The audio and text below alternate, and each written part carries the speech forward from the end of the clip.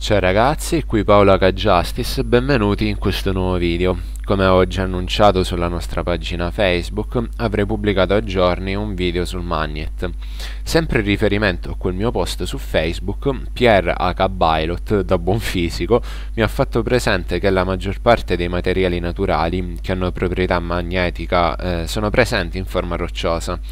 Quindi da questo probabilmente deriva la scelta della Konami dell'attribuire ai guerrieri magnetici il tipo roccia piuttosto che il tipo macchina. Comunque, chiuso questo piccolo off topic, specifico che stavo provando questa lista da qualche mesetto, ma ho preferito posticipare nel pubblicare questa lista solo perché adesso penso che sia una versione perfezionata rispetto a quella iniziale e di conseguenza sia più competitiva, fermo restando che a parer mio si tratta sempre di un deck for fun. Gioco 23 carte per ridurre semplicemente la possibilità di pescare Obelisk di prima mano e quindi di conseguenza in modo tale da beneficiare della skill. La base del deck è Magnet perché penso sia la migliore, perché la sua autonomia rispetto ad altri mazzi ci consente di evocare anche abbastanza facilmente Obelisk. La skill sostanzialmente la attiviamo gratis, tra virgolette, nel senso che comunque possiamo sempre scartare un guerriero magnetico per poi rievocarlo con la nostra terreno, quindi la magnetic field. In questo modo quindi sostanzialmente andiamo a guadagnare un obelisk sempre tra virgolette gratis. Ricordo sempre di tenere a mente di sfruttare bene la prima azione nel game state successivo all'attivazione della skill, in modo tale da avere la possibilità di effettuare una giocata senza il nostro avversario possa rispondere. Per quanto riguarda la build del mazzo, giochiamo ovviamente Obelisk, che è il nostro big boss del deck. Le statistiche e l'effetto sono eccellenti e sostanzialmente giustificano il lato negativo dei tre attributi per evocare Obelisk. Ovviamente è una win condition versus Union, per il semplice fatto che non ha carte come per buttarlo giù, dato che tutte le carte che ha a disposizione Union targettano. Forte ovviamente anche versus Paranoid e Dark Moth per ovvie ragioni. Restiamo però sempre attenti a carte come Swap, Rovine Diffuse e le skill card come Inner Conflict e Twisted Personality, perché i loro effetti non targettano e per l'appunto nemmeno Curibosfera targetta, quindi molta attenzione a queste carte. Triplo beta per il semplice fatto che ha le migliori statistiche rispetto alfa e gamma. Triplo delta perché con il suo effetto ci permette di mandare un magnet al cimitero e quindi di conseguenza anche funzionale per beneficiare della nostra terreno, ed anche per poter evocare lo spirito. Doppio Kuribo per il semplice fatto che a parer mio è must ed è forte sostanzialmente contro tutti i deck, un end trap eccezionale, e in particolar modo nel nostro caso è forte contro Spa, perché sono le uniche due difese che possiamo utilizzare oltre a Waboku. Mono spirito semplicemente perché potrebbe rallentarci, dato che non sempre possiamo evocarlo, dato che per evocarlo dobbiamo appunto rimuovere dal gioco un mostro terra al nostro cimitero. Tuttavia è molto funzionale all'evocazione di Obelisk proprio perché è un'evocazione speciale. Inoltre non ha un effetto niente male, cioè ha un effetto niente male, scusatemi, dato che comunque guadagna 300 durante la battle dell'avversario e ci permette anche di guadagnare tempo per poi evocare Obelisk. Un soldato di pietra perché sostanzialmente è inaspettato, ha anche una buona difesa e di conseguenza anche in questo caso ci permette di guadagnare tempo per evocare Obelisk. Inoltre va in combo con la terreno perché come sappiamo la terreno ci permette di evocare un magnet se controlliamo un terra di livello 4 o inferiore.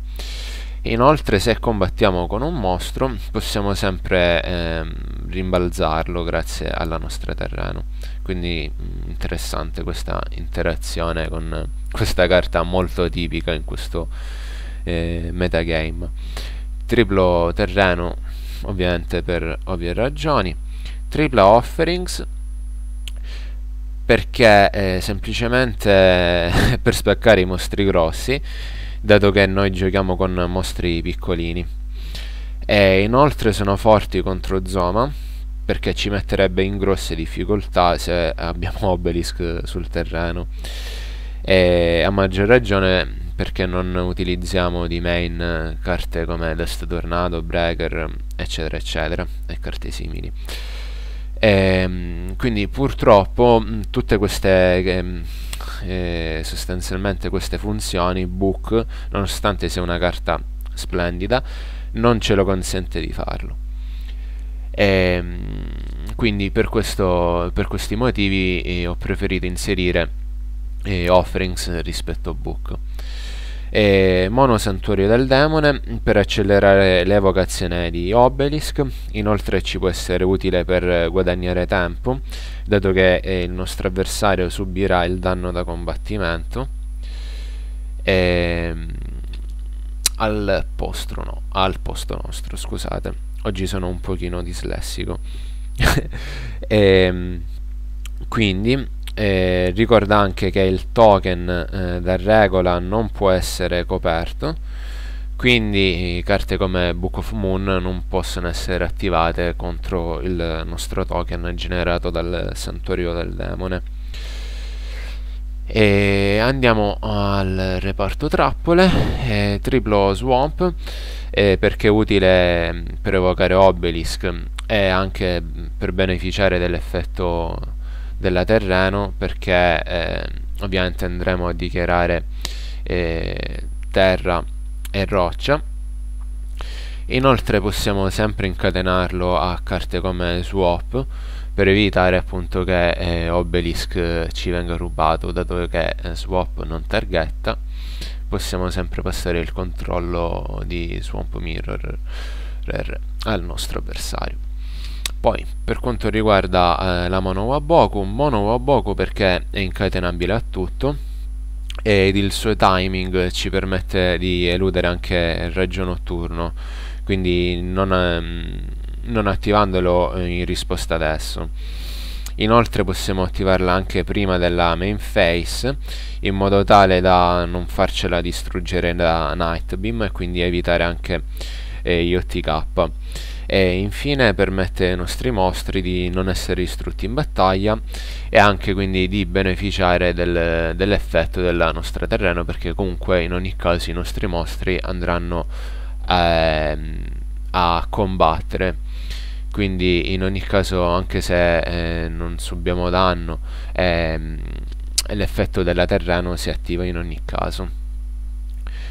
Mono Metaverse semplicemente per vedere prima la terreno, e possiamo anche attivarla in catena a qualsiasi carta sostanzialmente, ed anche attivarla in battle phase. Poi a seconda dell'occorrenza possiamo quindi o attivarla direttamente o aggiungerla alla nostra mano. E inoltre se ci è inutile possiamo sempre scartarla di skill card, quindi una carta secondo me che in monocopia ci sta tutta. E per quanto riguarda la side, doppio Lost Wind must in ogni side a mio avviso. Inoltre è molto utile contro tutti i mazzi che evocano specialmente, in particolar modo Union. Monodast Tornado è una carta generica ed è utile in particolar modo contro Union, in particolar modo se noi partiamo prima, e in questo modo partiamo per primi, quindi in questo modo possiamo anche avere più possibilità di distruggere l'hangar, dato che è il motore del deck Union. E possiamo anche dire che è utile nel mirror match tra virgolette, dato che comunque questo deck sostanzialmente è basato sull'evocazione di Obelisk. Doppio Mind perché è forte contro Spa, dato che gioca arte dell'evocatore, ed è forte anche contro Dark Moth, perché Paranoid per essere attivato in ogni caso deve essere prima rivelato, quindi con Mind possiamo scartare una o più copie. Inoltre possiamo sempre attivarlo in risposta all'effetto di Paranoid quando è al cimitero, dichiarando appunto falena. Inoltre tengo a precisare cosa importantissima, che per poterlo attivare dobbiamo avere almeno una carta in mano che può essere scartata. Monoblast contro Inner, c'è poco da dire. Bene ragazzi, questo è tutto. Io ovviamente vi ringrazio per essere arrivati fino a questo punto. Spero che il video e che la decklist vi siano piaciuti. Se il video vi è piaciuto, al solito vi ringrazio se mettete like e lo condividete. Grazie sempre per il supporto e al prossimo video.